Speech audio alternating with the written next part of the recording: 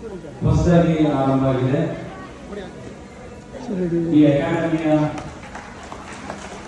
ಬಹಳ ನಿರೀಕ್ಷೆಯ ತುಂಬಾ ವರ್ಷಗಳಿಂದ ಇಂಥ ಒಂದು ಪ್ರಶಸ್ತಿ ಬಂಜಾರ ಸಮುದಾಯಕ್ಕೆ ಸಿಗಬೇಕು ಅಂತ ತುಂಬಾ ಜನ ಆಸೆ ಪಟ್ಟು ಕಾಯ್ತಿರುವಂತಹ ಸುಯೋಗ ಇವತ್ತು ನಮಗೆ ಬಂದಿದೆ. ಮೊದಲನೇದಾಗಿ ನಾನು ನಮಗೆಲ್ಲ ಇವತ್ತು ವಿಶ್ವ ರಂಗಭೂಮಿ ದಿನ. ನಾನು ಮೂಲತಃ ರಂಗಭೂಮಿಯಿಂದ ಬಂದಂಥವನು. ರಂಗಭೂಮಿನೇ ನನಗೆ ಇವತ್ತು ಈ ಅಧ್ಯಕ್ಷ ಪಟ್ಟ ಕೊಟ್ಟಿರೋದು. ಅದನ್ನ ನಾನು ಯಾವುದೇ ವ್ಯಕ್ತಿನ ಹೇಳ್ತೀನಿ.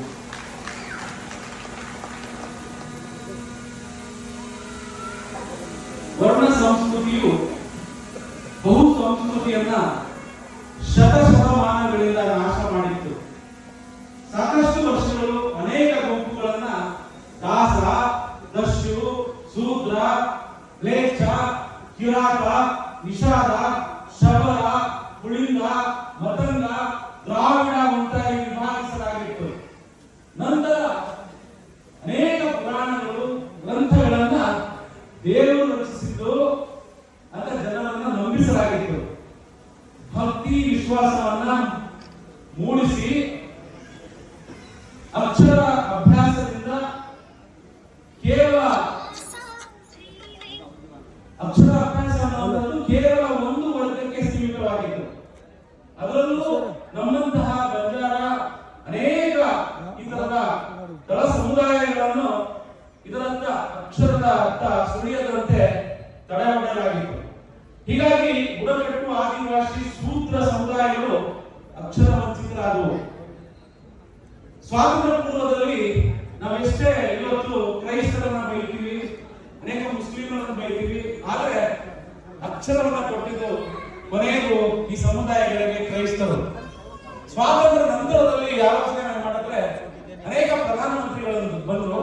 ಅದರಲ್ಲಿ ಆರಂಭದ ಪ್ರಧಾನಮಂತ್ರಿಗಳು ಶೈಕ್ಷಣಿಕವಾಗಿ, ಸಾಮಾಜಿಕವಾಗಿ ನ್ಯಾಯವನ್ನು ಈ ಸಮುದಾಯಗಳಿಗೆ ಒದಗಿಸುವುದರ ಫಲವಾಗಿ ಈ ಎಲ್ಲ ತಳ ಸಮುದಾಯಗಳು ಅಕ್ಷರವನ್ನ ಹಿಡಿಯುವಾಗಾಯಿತು. ಅದರ ಫಲವಾಗಿ ಸಾಹಿತ್ಯ, ಸಂಸ್ಕೃತಿ ಇತ್ತ ಕಡೆಗೆ ನಾವೆಲ್ಲ ಮುಖ ಮಾಡುವಾಗಾಯಿತು. ಆದರೆ ಇಷ್ಟು ದೀರ್ಘ ಅವಧಿಯ ನಂತರ ಈ ನಮ್ಮ ಬುಡಕಟ್ಟು ಅಲೆಮಾರಿ ಸಮುದಾಯ ಏನಿದೆ ಇವತ್ತು, ಕೆಲವು ಕಡೆ ಬುಡಕಟ್ಟು ಮತ್ತೆ ಕೆಲವು ಕಡೆ ಕರ್ನಾಟಕದಲ್ಲಿ ಪರಿಶಿಷ್ಟ ಜಾತಿಗೆ ಸೇರುವಂತಹ ಈ ಬಂಜಾರ ಸಮುದಾಯ ಈ ಸಾಹಿತ್ಯದ ಕಡೆಗೆ ಮುಖ ಮಾಡೋ ಹಾಗಾಯಿತು. ಅಕ್ಷರ ಸಂಸ್ಕೃತಿಗೆ ಈಗ ನಾವು ತೆಗೆದುಕೊಳ್ತಾ ಇದ್ದೀವಿ ಅಂತ ಇದು ಬಹುಶಃ ಮೊದಲ ವೇದಿಕೆ ಅಂತ ನಾವು ಅದನ್ನ ಅಕಾಡೆಮಿಕ್ ಆದ ಅಕ್ಷರ ಮತ್ತು ಸಾಂಸ್ಕೃತಿಕ ವಲಯಕ್ಕೆ ತೆಗೆದುಕೊಳ್ತಿರೋದು ಇದು ಮೊದಲು ಅಂತ ನಾನು ಹೇಳ್ತೀನಿ.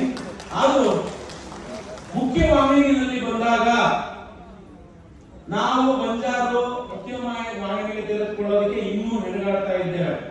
ಹೀಗಾಗಿ ನಮ್ಮ ಘನ ಸರ್ಕಾರ ಬಂಜಾರ ಸಂಸ್ಕೃತಿ ಮತ್ತು ಭಾಷಾ ಅಕಾಡೆಮಿಯನ್ನ ಸ್ಥಾಪನೆ ಮಾಡ್ತೀವಿ.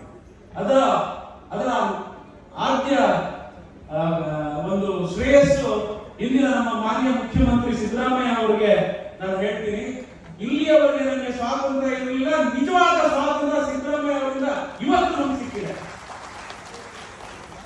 ಕಲೆ, ಕಲಾವಿದರು, ಸಾಹಿತಿಗಳು ಸದಾ ಸ್ವಸ್ಥ ಸಮಾಜ, ಸ್ವಸ್ಥ ಪರಿಸರವನ್ನ ಕಟ್ಟೋದಕ್ಕೆ ಮುಂಚೂಣಿಯಲ್ಲಿರ್ತಾರೆ.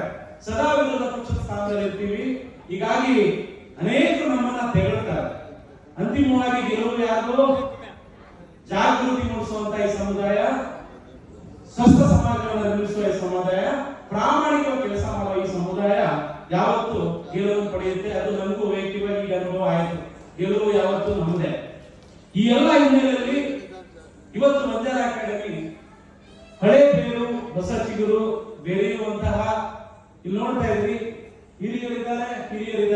40 ಜನ ವಾರ್ಷಿಕ ಪ್ರಶಸ್ತಿಗೆ ಅರ್ಹರಾಗಿದ್ದಾರೆ, ಸಾಧನೆಯನ್ನು ಮಾಡಿದ್ದಾರೆ.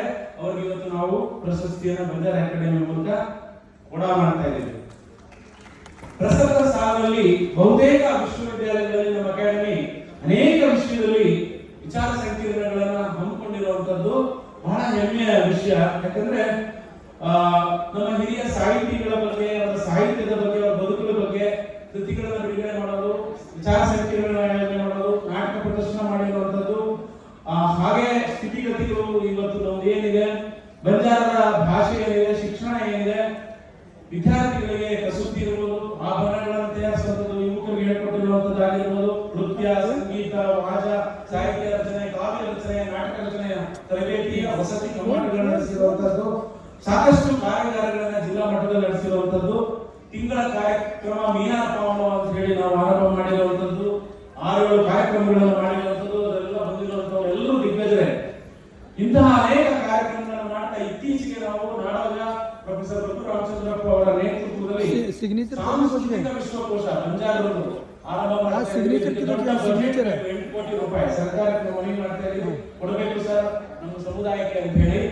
ಹಾಗೆ ಯಾವುದೇ ಸಾಹಿತ್ಯ, ಕಲೆ, ಸಾಹಿತಿಗಳು, ಕಲಾವಿದರು ಯಾವತ್ತೂ ವೇದಿಕವಾಗಬಾರದು, ಕುತ್ಸಿಮತೆಯಿಂದ ಬದುಕಬಾರದು, ಸೌಜನ್ಯ ರಹಿತವಾಗಬಾರದು, ಜನಪರ ಜೀವಪರವಾದ ಸಾಹಿತ್ಯ ರಚನೆ ಮಾಡಬೇಕು, ಕಲೆಯನ್ನ ಆ ಮೂಲಕ ಬೆಳೆಸಬೇಕು, ಅದು ಸಮಾಜದ ಬೆಳವಣಿಗೆಗೆ ಪೂರಕವಾಗಬೇಕು. ಈ ನಿಟ್ಟಿನಲ್ಲಿ ಬಂಜಾರ ಅಕಾಡೆಮಿ ಕೂಡ ಕೆಲಸ ಮಾಡುತ್ತೆ, ಅದಕ್ಕಾಗಿ ತಮ್ಮೆಲ್ಲರ ಸಹಕಾರವನ್ನು ಬಯಸುತ್ತೆ.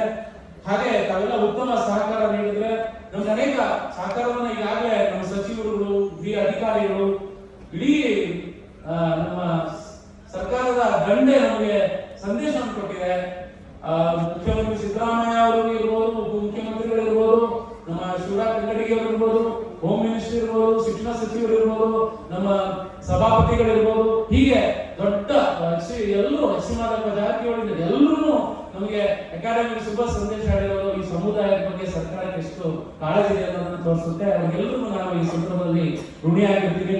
ಹಾಗೆ ಎಲ್ಲ ಸಿಬ್ಬಂದಿ, ನಮ್ಮ ಎಲ್ಲ ಸದಸ್ಯರು ಉತ್ತಮವಾದ ಸಹಕಾರವನ್ನು ನಾವು ನೀಡಿದ್ರಿಂದ ಇವತ್ತು ಈ ಅಕಾಡೆಮಿ ಕರ್ನಾಟಕದಲ್ಲಿ ಒಂದು ದೊಡ್ಡ ಹೆಸರು ಮಾಡೋದಕ್ಕೆ ಸಾಧ್ಯ ಆಗಿದೆ. ಎಲ್ಲರೂ ಮಾದರಿಯಾಗಿ ನೀವು ಕೆಲಸ ಮಾಡ್ತಿದ್ದೀರಿ ಅಂತ ಹೇಳಿ ಬೇರೆ ಅಕಾಡೆಮಿಗಳು ಹೇಳಿದಾಗ ನಮ್ಗೆ ಖುಷಿ ಆಗುತ್ತೆ.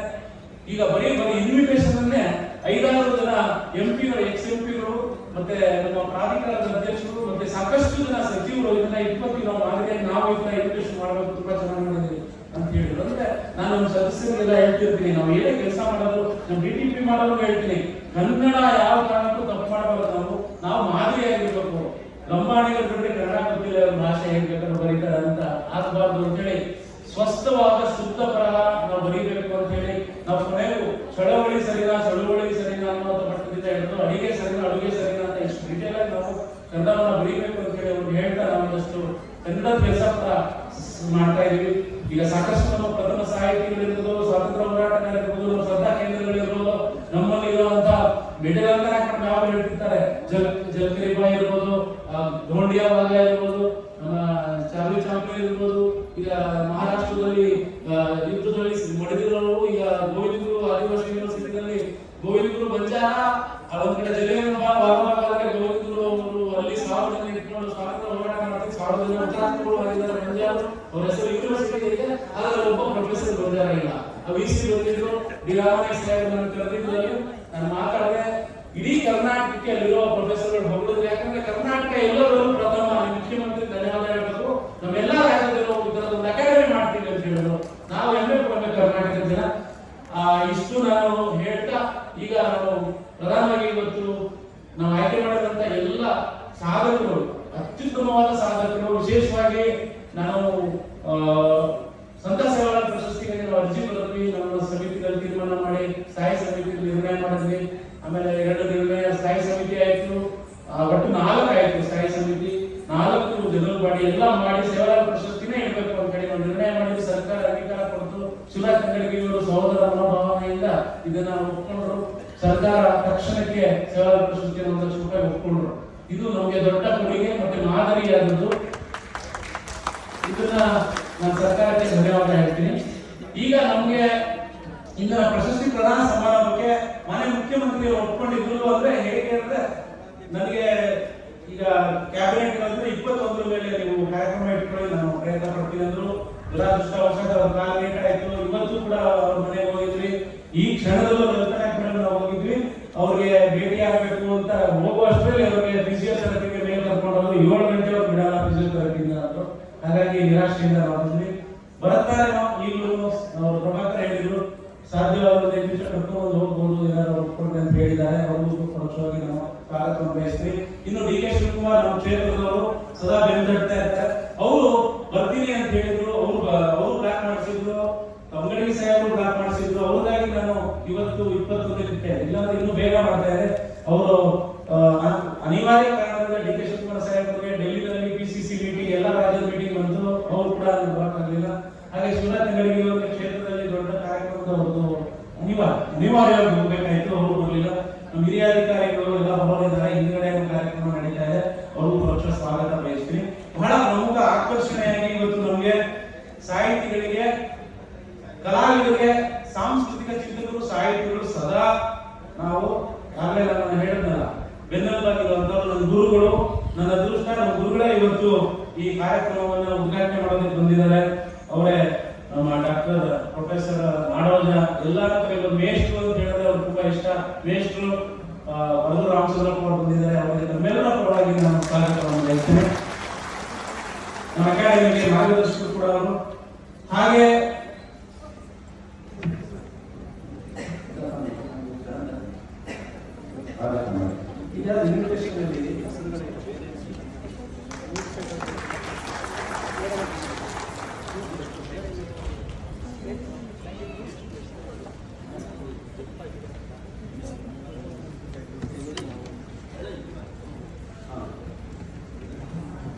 ಹಾಗೆ ವೇದಿಕೆಯಲ್ಲಿ ನಾವೆಲ್ಲ ಯೂನಿವರ್ಸಿಟಿಯಲ್ಲಿ ತುಂಬಾ ಗೌರ್ಮೆಂಟ್ ಆರ್ಟ್ಸ್ ಕಾಲೇಜಿಂದ ನಾವೆಲ್ಲ ಸ್ಟೂಡೆಂಟ್, ನಾನು PUC ಸ್ಟೂಡೆಂಟ್ ಇದ್ದೆ.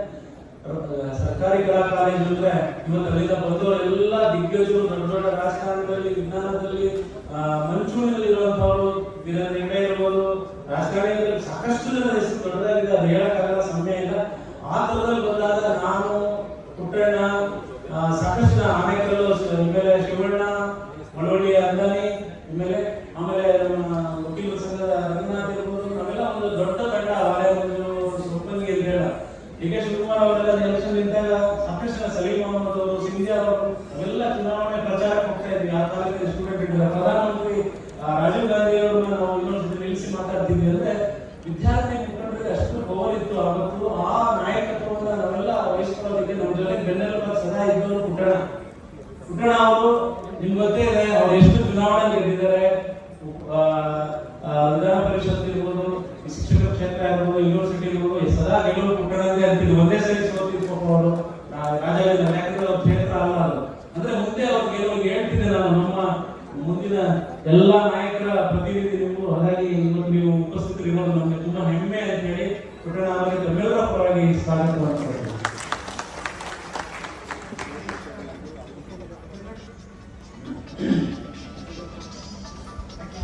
ಇನ್ನು ಸಾಹಿತ್ಯ ಅಕಾಡೆಮಿ ಹಿರಿಯ ಅಣ್ಣ ನಮಗೆ ಬಂಜಾರ ಅಕಾಡೆಮಿಗೆ. ಯಾವತ್ತು ಬಂಜಾರ ಅಕಾಡೆಮಿ ಏನು ನಾವೇ ಏಕಾಏಕಿ ಸೃಷ್ಟಿ ಮಾಡ್ಕೊಂಡು ಎಲ್ಲ ಮಾಡೋಕ್ಕಾಗೋದಿಲ್ಲ. ನಮ್ಮ ಮಾರ್ಗದರ್ಶಕರು ಬೇಕಾಗುತ್ತೆ, ಸಲಹೆಗಾರರು ಬೇಕಾಗುತ್ತೆ. ಯಾವತ್ತು ನಾನು ಯಾವುದೇ ಕೆಲಸ ಮಾಡಿದ್ರು ನನ್ನ ಜೊತೆಗೆ ಬೆನ್ನೆಲುಬಾಗಿರ್ತಾ ಇದ್ರು. ಅಂಬೇಡ್ಕರ್ ವಾದಿ ಅಂತ ಹೇಳ್ಬೋದು ಅವರು. ಎಲ್ಲದರಲ್ಲೂ ಗೋವಿಂದಸ್ವಾಮಿ ನನ್ನ ಜೊತೆಗೆ ಅಂತೇಳಿ ಕುವೆಂಪು ಹೋರಾಟದಿಂದ ಇರ್ಬೋದು, ಎಲ್ಲದರಲ್ಲೂ ನನ್ನ ಬಳಸ್ಕೊಂಡ್ರು. ನಾವೆಲ್ಲ ಜೊತೆಯಲ್ಲಿ ಹೋರಾಟ ಮಾಡ್ಕೊಂಡು ಬಂದವರು. ಅವ್ರಿಗೆ ಹೋರಾಟಗಾರರ ಮೇಲೆ ತುಂಬಾ ನಂಬಿಕೆ. ಅವರು ನನ್ನ ಅಕಾಡೆಮಿ ಚೇರ್ಮನ್ ಆಗಕ್ಕೆ ಅವ್ರದ್ದು ಏನು ಪಾತ್ರ ಇದೆ ಗೊತ್ತಿಲ್ಲ. ಸಾಕಷ್ಟು ಜನ ನನಗೆ ಸಹಕಾರ ಕೊಟ್ಟಿದ್ರಿಂದ ನಾನು ಇಲ್ಲಿ ಚೇರ್ಮನ್ ಆಗಬೇಕಾಗಿದೆ. ಅವರ ಎಲ್ಲರ ಸಹಕಾರ ನನಗಿದೆ. ಎಲ್ಲೇ ಮುಕುಂದರಾಜ್ ಅವರು ಸಾಹಿತ್ಯ ಅಕಾಡೆಮಿ ಅಧ್ಯಕ್ಷರು, ಅವ್ರು ಯಾವ ಹೇಳ್ತಾರೆ, ನೀವು ಬಂಜಾರು ನಮ್ಮ ಸಾಹಿತ್ಯ ಅಕಾಡೆಮಿ ಜೊತೆ ಬಂದ್ರೆ ಉದ್ಧಾರ ಆಗೋದು. ನಾನು ನಿಮ್ಗೆ ಒಂದಷ್ಟು ನಮ್ಮ ಕೃತಿಗಳೆಲ್ಲ ಇಂಗ್ಲಿಷ್, ಕುವೆಂಪು ಅವರು ಇಂಗ್ಲಿಷ್ ಗೀತೆ ಬಂದ್ಮೇಲೆ ಅವ್ರು ನಿಜವಾದ ಸಾಹಿತ್ಯದ ಕಡೆಗೆ, ಕನ್ನಡ ಸಾಹಿತ್ಯದ ಕಡೆ ಬಂದಿದ್ದಂಗೆ ಬಂಜಾರರು ಕೂಡ ಸಾಹಿತ್ಯದ ಕಡೆ ಮುಖ ಮಾಡಬೇಕಂದ್ರೆ ಪ್ರಮುಖವಾದ ಕನ್ನಡದ, ಹಿಂದಿಯ, ತೆಲುಗಿನ ಅಥವಾ ಯಾವುದೇ ಭಾಷೆಯ ಸಾಹಿತ್ಯ ಬಂಜಾರ ಭಾಷೆಗೆ ಬಂದಾಗ ನಿಮ್ಮೊಳಗೆ ರೈಟಿಂಗ್ ಬರೆಯುವಂತಹ ಬರಹಗಾರರಿಗೆ ಒಂದು ಮಾದರಿ ಸಿಗುತ್ತೆ, ಒಂದು ಇನ್ಸೈಟ್ ಸಿಗುತ್ತೆ. ಅದು ಮಾಡಿ ಅಂತ ಹೇಳ್ತಿರ್ತಾರೆ. ಅವ್ರಿಗೆ ನಾನು ಸದಾ ಚಿರಋಣಿ ಆಗಿರ್ತೀನಿ. ಇವತ್ತು ನಮ್ಮ ಜೊತೆ ವೇದಿಕೆಯಲ್ಲಿದ್ದಾರೆ ತಮ್ಮೆಲ್ಲರ ಪರವಾಗಿ, ಅಕಾಡೆಮಿ ಪರವಾಗಿ ಸ್ವಾಗತ.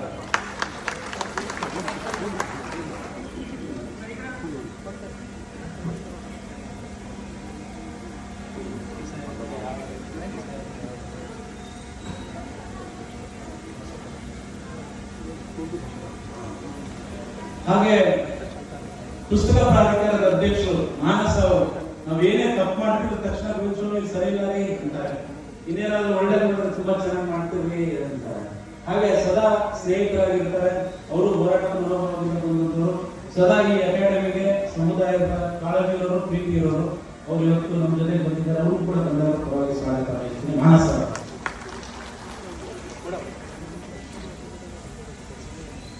ಇನ್ನು ನಮ್ಮ ಕುವೆಂಪು ಭಾಷಾ ಭಾರತಿಯ ಅಧ್ಯಕ್ಷರು ಚನ್ನಪ್ಪ ಕಟ್ಟಿಯವರು, ಅವರು ಮೊನ್ನೆ ಅವರು ಅಧ್ಯಕ್ಷ ಆದ ತಕ್ಷಣ ನಮ್ಮ ಮನೆ ಹತ್ರನೇ ನಾವು ಭೇಟಿಯಾಗಿ ಯಾರು ಅಧ್ಯಕ್ಷರು ಗೊತ್ತೇ ಇರಲಿಲ್ಲ.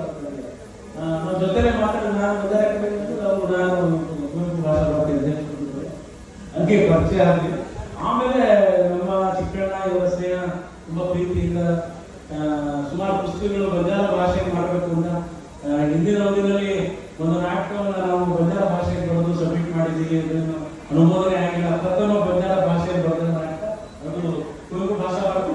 ಫಸ್ಟ್ ಟೈಮ್ ನಾವು ಸುಮಾರು ಇತರ ಮೊದಲು ಮಾಡಿದ್ವಿ. ಸರಿ, ಕುವೆಂಪು ಭಾಷಾ ಭಾರತಿ ಇರ್ಬೋದು, ನಾಟಕ ಮಾಡಿದಿರ್ಬೋದು, ಬಂಜಾರ ಭಾಷೆ ಪತ್ರಿಕೆ ಓದಿದಿರ್ಬೋದು, ಪ್ರಸಾರ ಭಾರತಿಗೆ, ಬೇರೆ ಕಡೆಗೆ, ಸಾಹಿತ್ಯ ಪರಿಷತ್ತು, ಈಗ ದಸರಾ ಉತ್ಸವ ಎಲ್ಲ ಕಡೆ ಬಂಜಾರ ಭಾಷೆ ಗೋಷ್ಠಿಗಳು, ಸಾಹಿತ್ಯ ಗೋಷ್ಠಿಗಳು ನಡೆಸೋದಕ್ಕೆ ಅವರೆಲ್ಲ ಒಪ್ಪಿಕೊಂಡು ಸಹಕಾರ ಕೊಟ್ಟಿರೋದಕ್ಕೆ ನಾನು ಸಾಹಿತ್ಯ ಪರಿಷತ್ತು ಕೂಡ ಧನ್ಯವಾದ ಹೇಳಬೇಕು. ಸಂದರ್ಭದಲ್ಲಿ ಅವ್ರಿಗೂ ಸಹ ಸ್ವಾಗತ ಬಯಸ್ತೇನೆ. ಹಾಗೆ ಕಾಂತಾ ನಾಯಕ್ ಅವರು ಕೌಶಲ್ಯ ಲಿಂಗದ ಅಧ್ಯಕ್ಷರು ಸಹೋದರಿ ವೇದಿಕೆಯಲ್ಲಿದ್ದಾರೆ. ಅವರು ಕೂಡ ನಮ್ಮ ಜೊತೆಗೆ ಯಾವಾಗಲೂ ಸಹಕಾರ, ನಾವು 30 ವರ್ಷದಿಂದ ಸ್ನೇಹಿತರು. ಅವರ ಆರಂಭದಲ್ಲಿ ನಾವೆಲ್ಲ ಒಟ್ಟಿಗೆ ಸಾಮಾಜಿಕ ಕೆಲಸ ಮಾಡಬೇಕು ಅಂತೇಳಿ ಅವರ ಹಸ್ಬೆಂಡ್ ಇಸ್ರೋಲ್ ಇದ್ದಾರೆ, ಕರ್ಕೊಂಡು ಬಂದಿದ್ರು. ನಾವೆಲ್ಲ ಒಂದ್ಸರಿ ಚರ್ಚೆ ಮಾಡಿ ಮಾಡೋಣ ಮೇಡಮ್ ಅಂತ ಜೊತೆ ಕೆಲಸ ಶುರು ಮಾಡಿದ್ವಿ. ಇಬ್ರು ಒಟ್ಟಿಗೆ ಚೇರ್ಮನ್ ಆಗಿದ್ದೀವಿ. ಅವರು ಕೂಡ ತಮ್ಮೆಲ್ಲರೂ ಸ್ವಾಗತ ಬಯಸ್ತೀನಿ.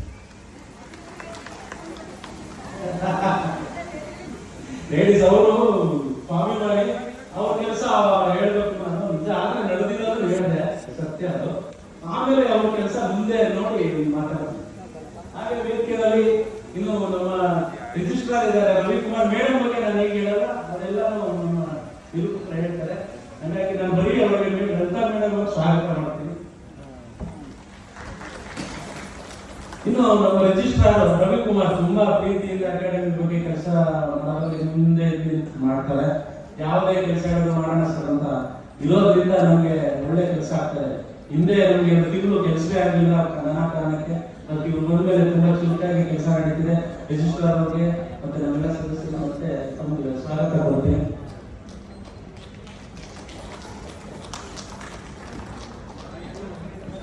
ಬಹಳ ಪ್ರಮುಖವಾಗಿ ಎಲ್ಲ ಪ್ರಶಸ್ತಿ ವಿಜೇತರು ಮತ್ತೊಮ್ಮೆ ಅವರಿಗೆ ಅಭಿನಂದಿಸ್ತೀನಿ. ಆಮೇಲೆ ವೇದಿಕೆ ಮುಂದೆ ಸಾಕಷ್ಟು ಎಲ್ಲ ನಾಯಕರೇ ಕೂತಿದ್ದಾರೆ. ಎಲ್ಲರೂ ಹೆಸರು ಹೇಳಕ್ಕಾಗಲ್ಲ. ಇಲ್ಲಿಂದ ಹೇಳ್ತಾರೆ ಗಿರೀಶ, ನಮ್ಮ ಬಸವರಾಜ, ನಮ್ಮ ಜೊತೆಗೆ ವಿದ್ಯಾರ್ಥಿ ಮೇಲೆ ಕಟ್ಟಾಗಿದ್ದವರು, ಆಮೇಲೆ ರಾಜಾನಾಯಕರು, ಕೆವಿನಲ್ಲಿ ನಾವೆಲ್ಲ ಒಟ್ಟಿಗೆ ನಾಯಕರ ಕೆಲಸ ಮಾಡಿದವರು, ಹೀಗೆ ಸುಮಾರು ಜನ ಈ ವೇದಿಕೆ ಇದ್ದೀರಿ. ನನಗೆ ಎಲ್ಲರೂ ಹೆಸರು ಹೇಳಲ್ಲ, ಸಮಯದ ಅಭಾವ ಇದೆ, ಕ್ಷಮೆಯಲ್ಲಿ. ಎಲ್ಲ ಕಲಾವಿದರು ಎಲ್ಲ ದೂರದಿಂದ ಬಂದಿದ್ದಾರೆ, ಸುಮಾರು ತಂಡದ ಕಲಾವಿದರು. ಅವ್ರಿಗೆ ನಾನು ಧನ್ಯವಾದ ಹೇಳ್ತೀನಿ. ಮಾಧ್ಯಮ ಮಿತ್ರರು ಬಂದಿದ್ದಾರೆ, ಸಾಕಷ್ಟು ಜನ ಮೊದಲಿಂದ ನಮಗೆ ಸಹಕಾರ ಕೊಡ್ತಾ ಇದ್ದಾರೆ. ಅವ್ರು ಇರೋದ್ರಿಂದ ಅಕಾಡೆಮಿ ಇದೆ ಅಂತ ಕರ್ನಾಟಕ ಗೊತ್ತಾಗಿದ್ದು ಅವ್ರಿಗೆ ನನ್ನ ಧನ್ಯವಾದ ಹೇಳಿ ನನ್ನ ಮಾತನ್ನು ಮುಗಿಸ್ತೇನೆ. ನಿಮ್ಮ ಸಹಕಾರ ಇದೆ.